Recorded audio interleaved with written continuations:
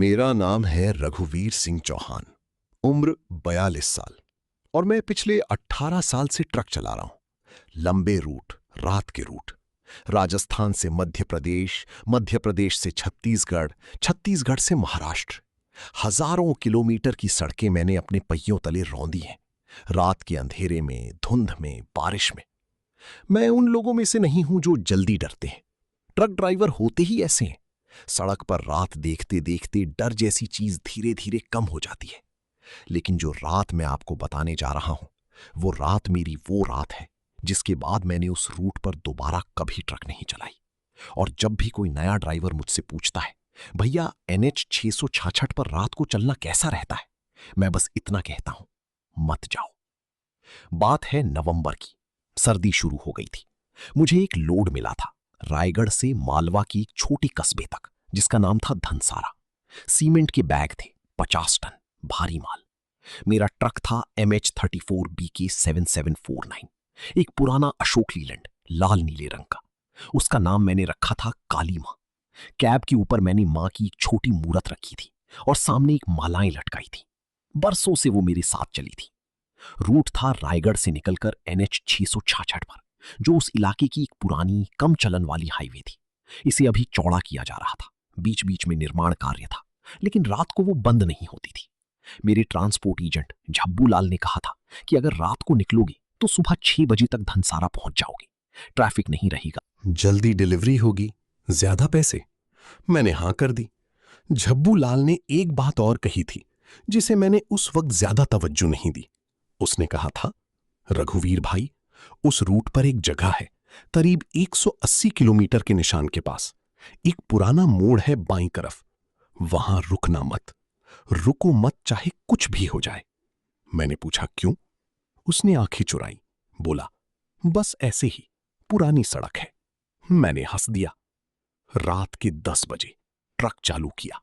भर इंजन गरजा। मैंने गियर डाला और काली मां रायगढ़ की सड़कों से निकल पड़ी NH 666 की तरफ। पहले 40 किलोमीटर बिल्कुल सामान्य थे। रायगढ़ की रोशनी पीछे छूटी, फिर छोटे छोटे कस्बे आए और गए। रात का खाना मैंने एक ढाबे पर खाया था। दाल, रोटी, प्याज। पेट भरा था। रेडियो पर पुराने गाने चल रहे थे। मैं गुनगुनाते हुए चला जा रहा था। NH 666 पर जब मैंने असल में एंट्री की, रायगढ़ से करीब 35 किलोमीटर बाद, तो पहला फर्क महसूस हुआ। रोशनी कम हो गई। सड़क के किनारे के पेड़ घने हो गए। बीच में कुछ जगह सड़क का काम चल रहा था। मिट्टी के ढेर, JCB मशीनें बंद पड़ी हुई, नारंगी बैरिकेड। लेकिन कोई आदमी नहीं। रात का काम बंद था। ट्रैफिक लगभग जीरो था। एक दो ट्रक आगे पीछे दिखे और फिर कुछ नहीं, जैसे सड़क मेरी अकेली हो गई। मैंने रेडियो की आवाज थोड़ी बढ़ाई। इंजन की आवाज थी, सड़क की कंपन थी और लता मंगेशकर की आवाज थी। सब मिलाकर एक अजीब सा सुकून था। किलोमीटर 60 पर एक ढाबा था, बंद था। उसके सामने एक टूटी हुई कुर्सी पर एक कुत्ता बैठा था। उसने मेरी ट्रक देखी और बिना किसी वजह के वो जोर से रोया, लंबा खिंचा हुआ रोना। मैंने आगे निकल गया। उस रोने की आवाज रियर व्यू मिरर में तब तक आती रही जब तक ढाबा दिखता रहा। किलोमीटर 50 पर मुझे एक मील का पत्थर दिखा, पुराना, पीले रंग का। उस पर लिखा था धनसारा, 95 किलोमीटर। मैंने देखा और आगे बढ़ गया। करीब 20 मिनट बाद एक और मील का पत्थर, उस पर भी लिखा था धनसारा, 95 किलोमीटर। मैंने सोचा शायद मैंने पहला पत्थर गलत पढ़ा। आगे बढ़ा। 30 मिनट और चला। किलोमीटर काउंटर आगे बढ़ रहा था। एक और पत्थर आया, धनसारा, 95 किलोमीटर। यही। मैं रुका, ट्रक रोका, उतरा, टॉर्च लेकर उस पत्थर के पास गया। उसे अच्छे से देखा। वो नया नहीं था, पुराना था। उस पर धूल और काई थी, लेकिन अंक साफ थे, 95। मैंने अपने ट्रक का ओडोमीटर देखा। मैं 110 किलोमीटर चल चुका था, तो धनसारा अभी 95 कैसे? मैंने सोचा सड़क पुरानी है, शायद पत्थर गलत जगह लगाए गए होंगे। मैं वापस ट्रक में बैठा। धड़ धड़ धड़ गियर डाला, आगे बढ़ा और अगले आधे घंटे में 2 और पत्थर आए, दोनों पर धनसारा 95 किलोमीटर। मेरे माथे पर पसीना आ गया। रात की ठंड में इंजन बंद किया, ट्रक रोका।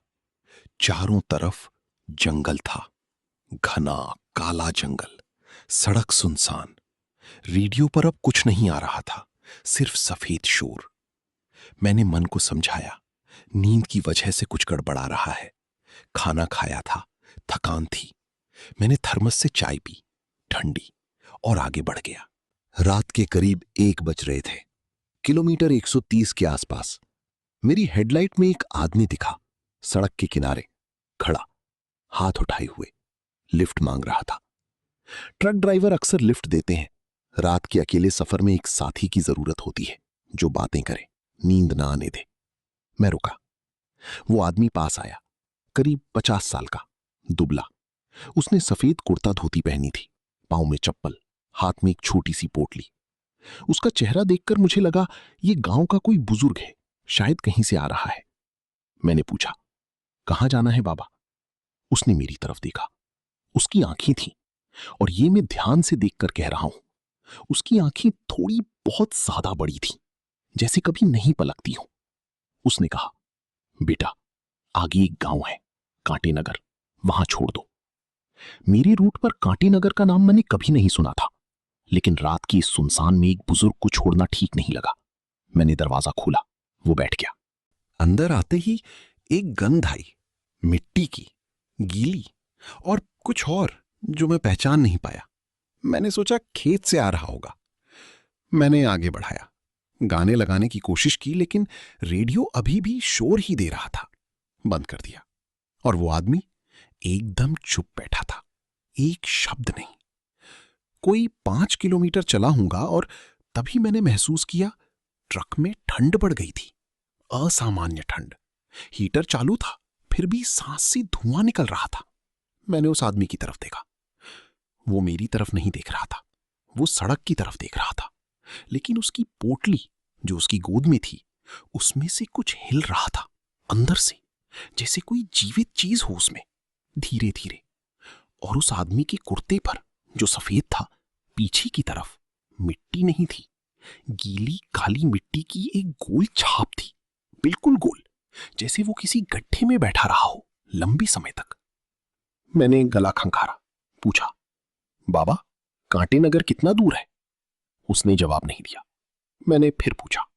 तब उसने बहुत धीरे से सिर घुमाया मेरी तरफ और मुस्कुराया। वो मुस्कान, मेरे रोंगटे खड़े हो गए। उसके दांत थे, बहुत ज्यादा, जैसे दांत गिनने बैठो तो सामान्य से ज्यादा निकले। और उसने कहा, बहुत दूर नहीं है बेटा, बस थोड़ा और। मैंने अगले गांव में, जो 1 किलोमीटर बाद था, ट्रक रोका और कहा, बाबा, यहां उतर जाइए, मेरा रूट यहां से अलग हो जाता है। वो उतरा, पोटली लेकर। उसने मुड़कर नहीं देखा। मैंने ट्रक आगे बढ़ाया और रियर व्यू में देखा। वो आदमी उस गांव की तरफ नहीं गया, वो सड़क पर खड़ा था, और वो सिकुड़ रहा था। दूरी की वजह से नहीं, वो सच में सिकुड़ रहा था, छोटा होता जा रहा था, और फिर रियर व्यू में से गायब हो गया। मैंने गैस दबाई, ट्रक तेज किया, किलोमीटर 155 पर। रेडियो अचानक चालू हो गया। मैंने उसे बंद किया था, लेकिन वो चालू था, और उस पर शोर नहीं था। एक आवाज थी, एक आदमी की आवाज, पुरानी, टूटी हुई, जैसे पुरानी कैसेट में से आ रही हो। वो एक नंबर बोल रहा था, बार बार, 180, 180, 180। रुककर फिर से, किलोमीटर 180, वहां मत रुको। और फिर एक खरखराहट, और रेडियो बंद। किलोमीटर 180, वही जगह जहां झब्बूलाल ने रुकने से मना किया था। मेरी पीठ पर पसीना आ गया। मैंने रेडियो का प्लग निकाल दिया, डैशबोर्ड से तार बाहर निकाल दिया। अब वो किसी भी हाल में नहीं चल सकता था। 3 मिनट बाद रेडियो फिर चालू हो गया, बिना तार के। और इस बार कुछ नहीं बोला, बस एक लंबी खिंची हुई सीटी की आवाज, जैसे रेलगाड़ी की। लेकिन यहां कोई रेलवे लाइन नहीं थी। मैंने रेडियो उखाड़कर सीट के नीचे फेंक दिया। आवाज बंद हो गई। किलोमीटर 165 से 178 तक सड़क के दोनों तरफ एक घना जंगल था। इस जंगल में साल के पेड़ थे, ऊंचे सीधे, अंधेरे में और भी ज्यादा ऊंचे लगते थे। मेरी हेडलाइट की रोशनी उनके बीच में जाती और खो जाती थी। उस हिस्से में हवा बिल्कुल नहीं थी, पत्ते नहीं हिल रहे थे, एकदम स्थिर, जैसे सब कुछ जम गया हो। लेकिन पेड़ हिल रहे थे। सड़क से करीब 30-40 फीट अंदर पेड़ों के ऊपरी हिस्से हिल रहे थे, एक एक करके, जैसे कोई उनके बीच से गुजर रहा हो। बहुत बड़ा, बहुत ऊंचा, जो जमीन से नहीं हवा में चल रहा हो। मैं देखता रहा। एक पेड़ हिलता, फिर उससे 10 फीट दूर वाला, फिर उससे 10 फीट दूर वाला, जैसे कोई चीज जंगल में मेरे ट्रक के साथ साथ चल रही हो, मेरी रफ्तार से।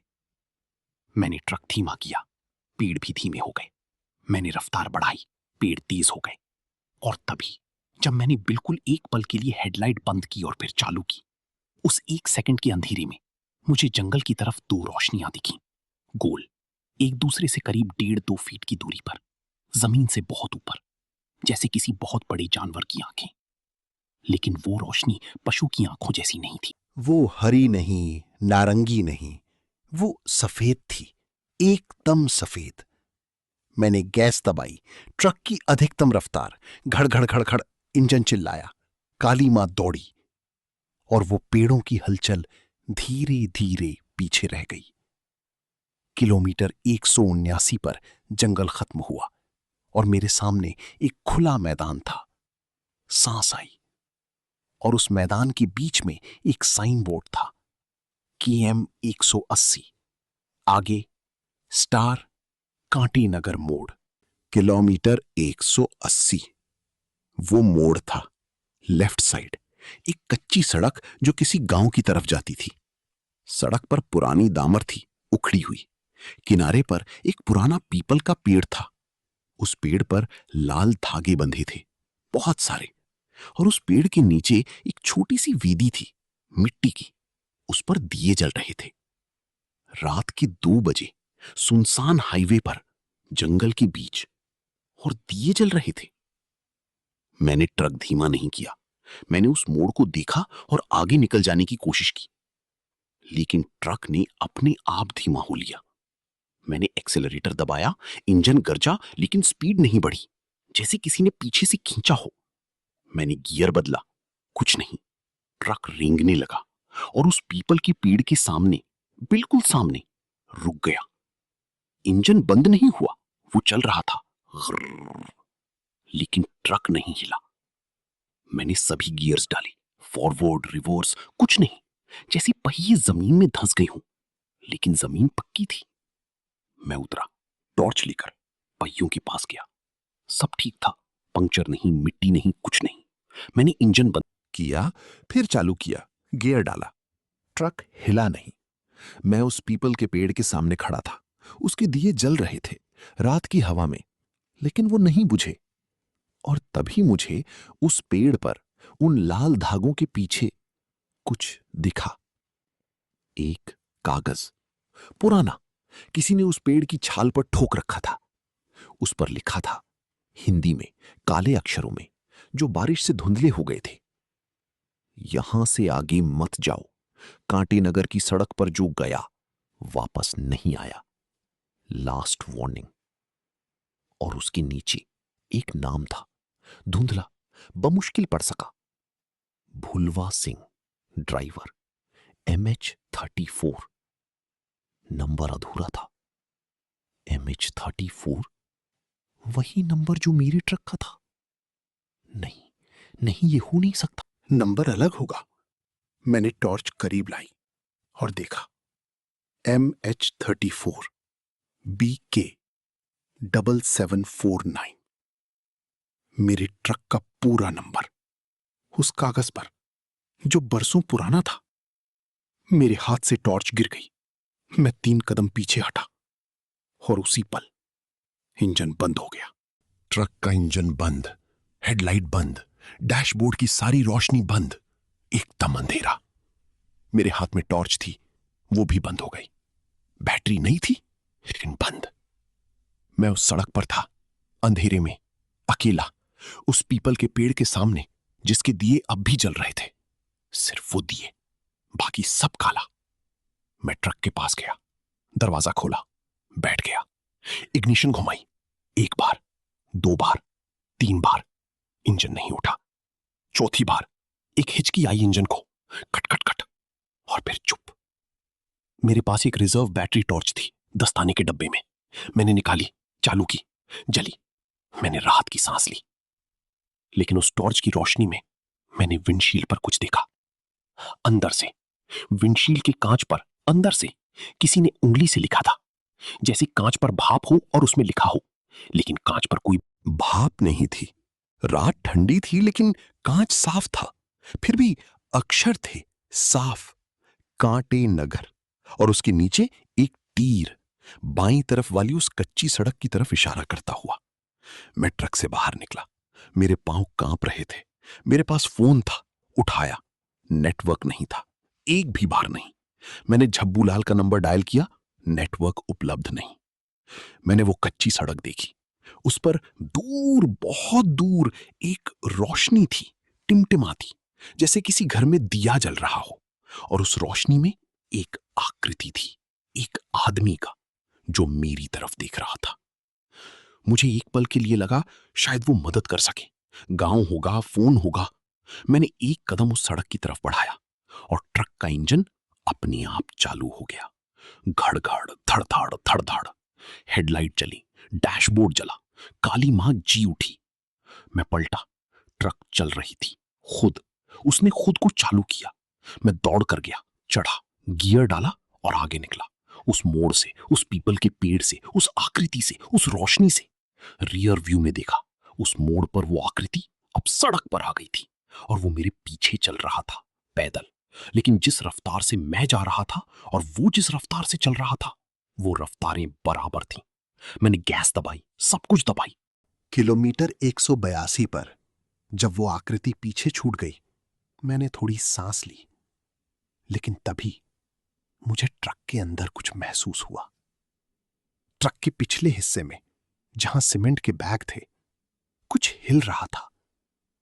एक बैग गिरा, धम। मैंने सुना, फिर एक और, धम। मैंने सोचा रास्ते की खड्ड की वजह से होगा। आगे बढ़ता रहा।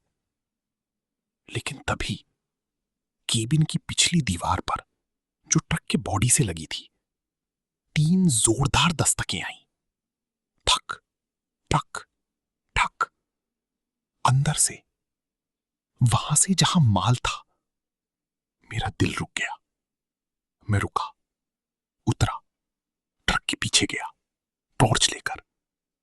शटर का ताला देखा, बंद था। ठीक था। मैंने ताला खोला, शटर उठाया। बैग वहां थे, सभी।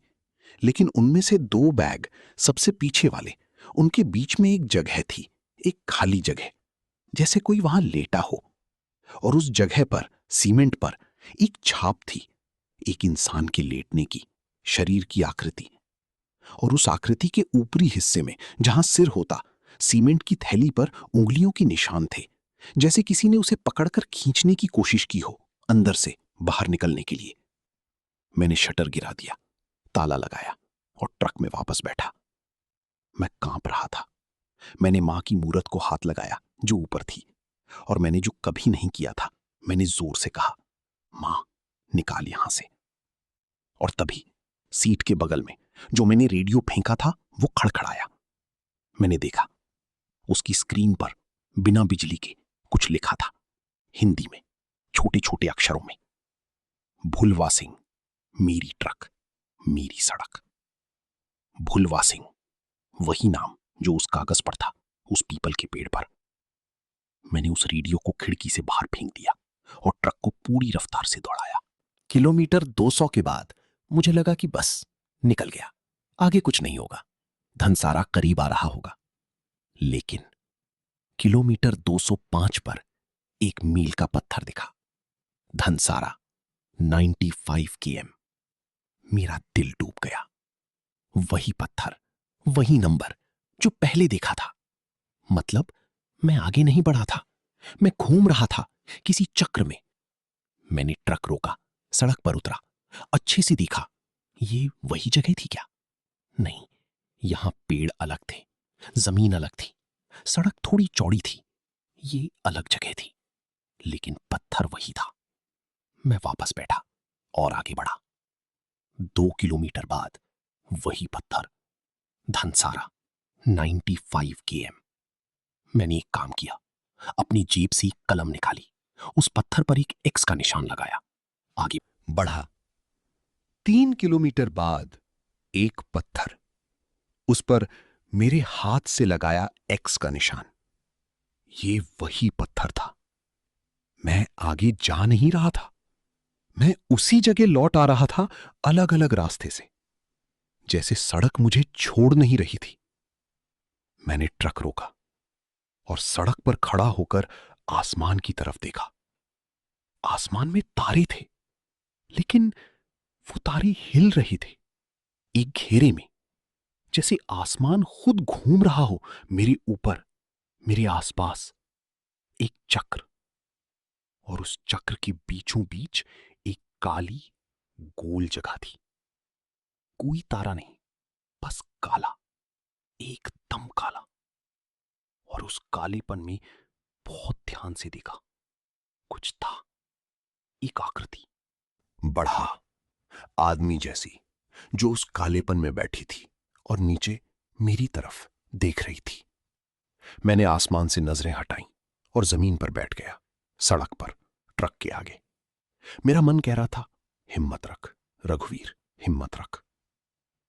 मैंने ट्रक की हेडलाइट की रोशनी में देखा, मेरी परछाई थी, मेरी एक।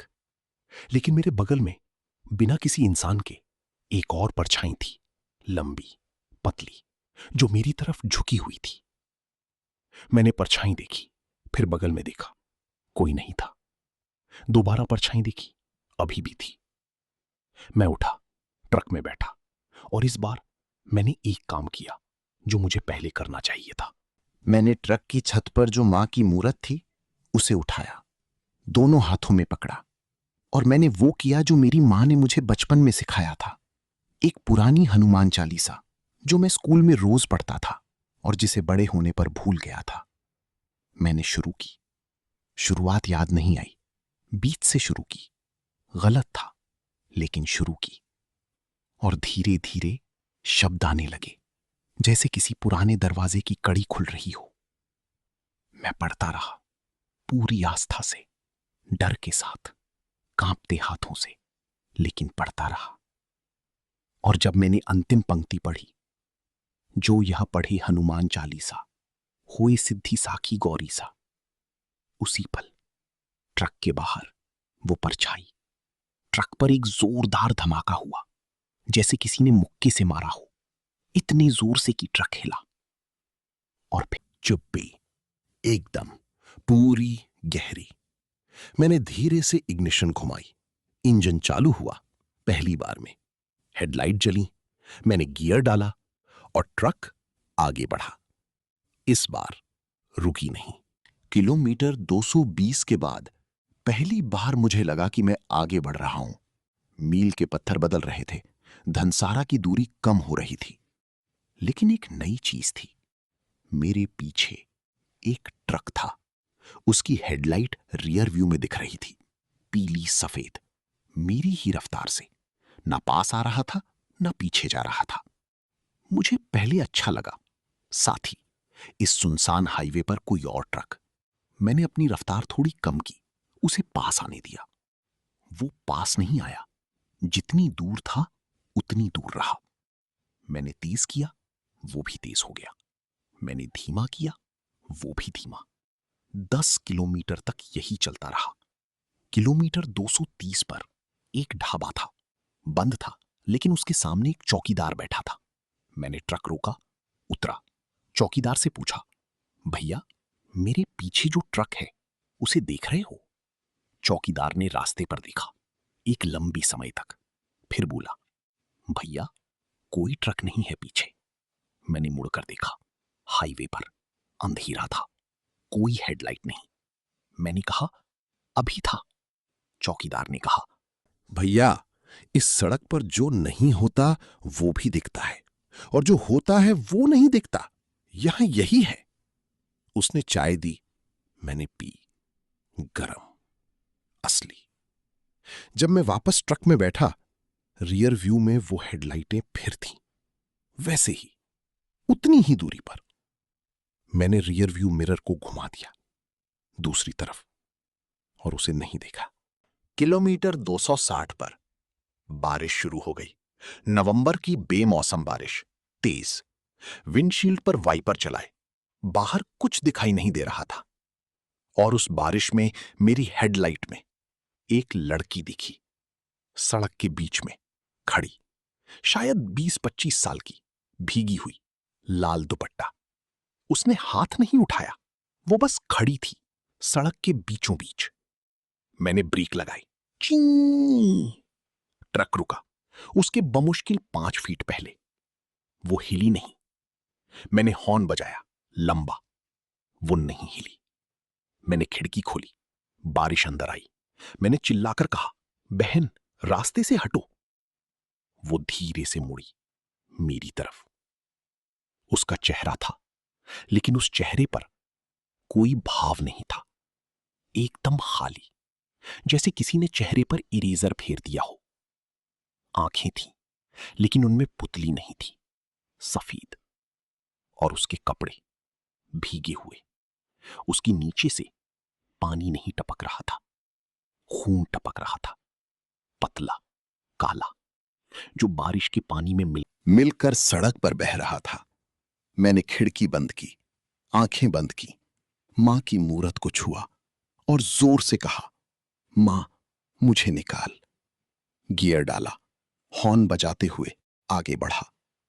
एक झटका महसूस हुआ, जैसे ट्रक किसी से टकराया हो, लेकिन मैंने ब्रेक नहीं लगाए। मैं जानता था वो वहां थी नहीं, वो एक छाया थी, एक भ्रम। मैं बढ़ता रहा।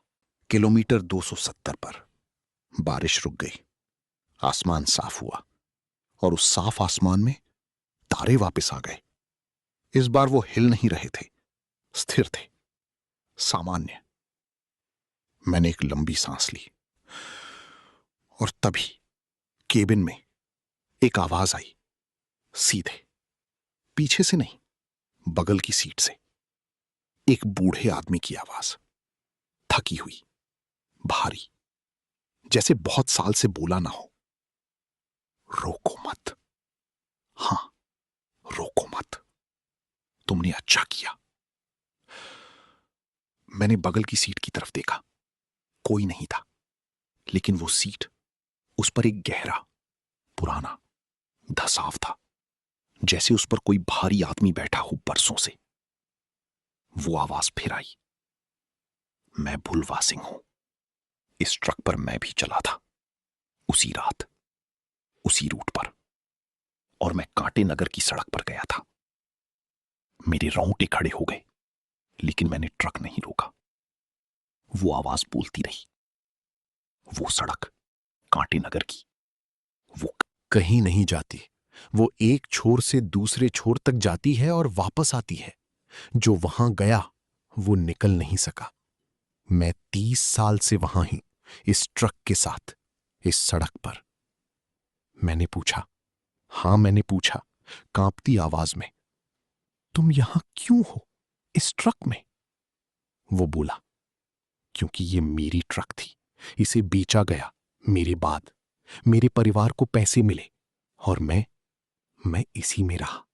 और आज तुमने जब मां की चालीसा पढ़ी, पहली बार कुछ कमजोर हुआ, वो जो वहां है। मैंने पूछा, तुम अभी कहां हो? क्या तुम ट्रक में हो? लंबी चुप्पी, फिर हां और नहीं भी। लेकिन तुम्हें एक काम करना होगा, धनसारा पहुंचकर। मेरी बेटी का नाम है सुखराम सिंह, वो वहीं रहता है। उसे बताओ, उसके बाप ने माफी मांगी, बेटे से, जो बाप कभी नहीं हो पाया। और आवाज बंद हो गई। वो धनसाव बगल की सीट पर धीरे धीरे ऊपर आ गया, जैसे बोझ उठ गया। सुबह के 5:37 पर मुझे एक साइन बोर्ड दिखा। धनसारा 2 किलोमीटर, स्वागत है। मैंने इतना बड़ा साइन बोर्ड इससे पहले कभी नहीं देखा था। उस पल, उस रोशनी में, पूरब में सूरज निकलने वाला था। आसमान में नारंगी लाल रंग भर रहा था। पहली रोशनी। जैसे ही वो पहली किरण उस सड़क पर पड़ी, कुछ बदला। हवा बदली, ठंड कम हुई, और मेरे ट्रक का इंजन, जो उस पूरी रात अजीब तरह चला था, एकदम सामान्य हो गया। घड़ घड़ घड़ घड़, एक जानी पहचानी भरोसेमंद आवाज। काली मां धनसारा में घुसी। छोटा कस्बा था, जाग रहा था। चाय की दुकानें खुल रही थीं। एक कुत्ता सड़क पर भागा, एक बच्चा साइकिल से निकला। सब सामान्य, सब असली। मैंने ट्रक रोका, उतरा, जमीन पर बैठ गया, और शर्म नहीं, मैं रोया बहुत देर तक। माल उतारने के बाद मैंने वहां के लोगों से पूछा, सुखराम सिंह? एक बुजुर्ग चाय वाले ने कहा, हां, सुखराम सिंह तो यहां रहते हैं। उनके पिता ड्राइवर थे, भुलवा सिंह। 30 साल पहले गुम हो गए थे। सड़क पर, कोई पता नहीं चला। मैं उनके घर गया। सुखराम सिंह, करीब 50 साल के, दरवाजे पर मिले। मैंने उन्हें बताया। पूरी बात नहीं बताई, बस इतना कहा, आपके पिताजी ने कहलाया है, बेटे से माफी। जो बाप कभी नहीं हो पाया। सुखराम सिंह की आंखें भर आईं। उन्होंने पूछा, कहां मिले? मैंने कहा, रास्ते में, NH 666 पर। वो चुप हो गए, फिर बोले, यही सड़क थी जिस पर वो गए थे। मैं उस दिन धनसारा से वापस नहीं आया। NH 666 से मैंने दूसरा रास्ता लिया। लंबा, घुमावदार, लेकिन सामान्य, जाना पहचाना। उस रात के बाद मैंने वो रूट नहीं लिया, कभी नहीं।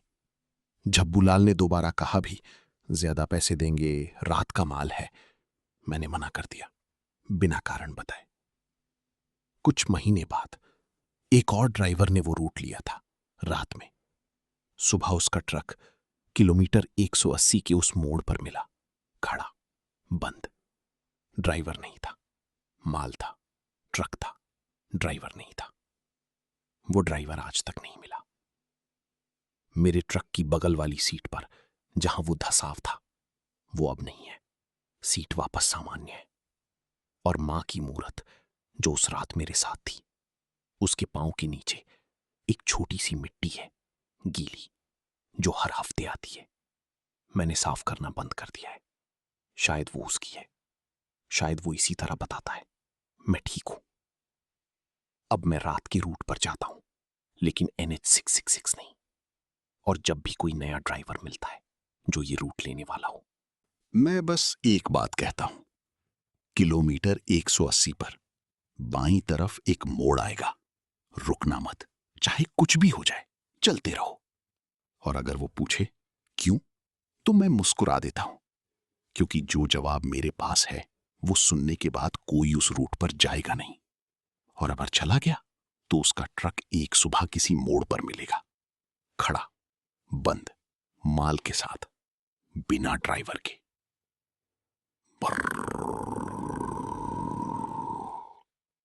काली मां बढ़ती जा रही है सड़क पर, रात में।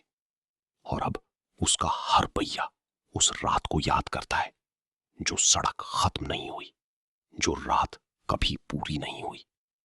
NH 666।